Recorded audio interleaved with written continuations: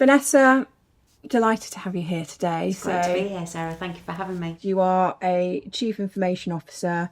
You have a proven track record of delivering transformation and technology-enabled transformation with some really prestigious businesses, including Diageo and currently at Ideagen.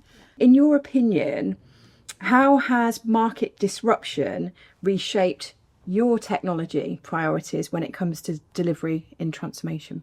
It's actually about what is the business outcome that we're really trying to achieve? How do we enable people to be more efficient and, deliver better outcomes and business growth? Yeah. And how does technology enable that? But how that's kind of changed in the volatility that we are currently facing, it's all about being value focused. Yeah. So where is the business value?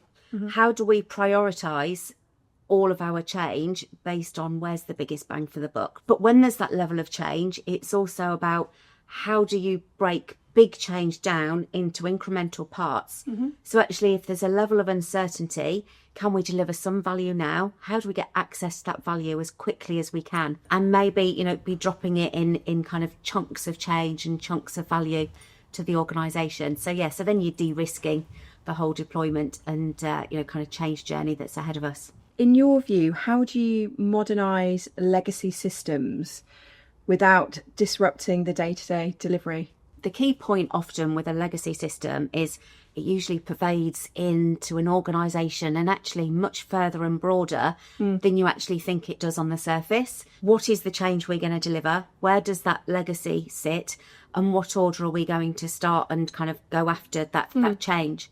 De-risking, thinking about other smaller markets or smaller functions or where we can kind of start and prove the value. And really just prove that, we can get into that rhythm of delivering and understanding more about what the change is and what the technology sort of disruption is going to be as we sort of move away from legacy systems. And then almost from that, assess the best route forward. Exactly. And, actually not being afraid to kind of pause, actually reassess as you find out more. And how are you leveraging AI or automation to reshape delivery models in response to external changes or competitive threats? AI isn't the big change, actually. It's about how we as humans get off and get started. The disruption is going to come from actually the people who are the first out of the blocks, who are already out of the blocks, because this is present and this is now. It isn't something that's going to happen. It's happening right here today. That for me is about, getting started and actually how's it going to work in our organisations and, where's the value, where's the opportunity, and really about, upskilling our own workforce and just getting into it. There's so much unknown with AI though, isn't there? But as you said, it's about that mindset and really encouraging people to learn more and to embrace the change. It's about encouraging the creativity, encouraging the curiosity, and getting creative. I think it's only when you start putting ChatGPT, Claude licenses in the hands of your end users that actually then you really understand what the possibilities are. And how do you lead your technology teams through uncertainty and also transformation fatigue and maintaining that momentum? The biggest thing for me through all of the change is just being able to explain, articulate the why. Yeah. Why are we doing it? Where are we trying to get to? And bringing people along on that journey. Having the open conversations, facing into the realities of what's really going to be new and different. Answering the difficult questions, even if we don't know.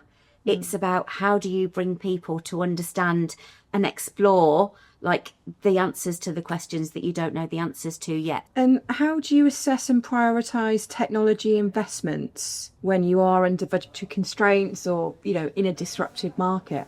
It's all about being value focused, right? And understanding where are the bets that you can place and how do you go after them in an orderly fashion? How do you get to value quickly and how do you demonstrate that value to an organisation? Lastly, what's your strategy for embedding security and compliance into delivery transformation programmes, again, without slowing innovation? It's about understanding that guardrails are there for safety rather than for saying no. I think quite often what happens with security and compliance, everybody thinks it's a big red pen, we're just going to say no. It's about finding solutions together, you know, with the organisation.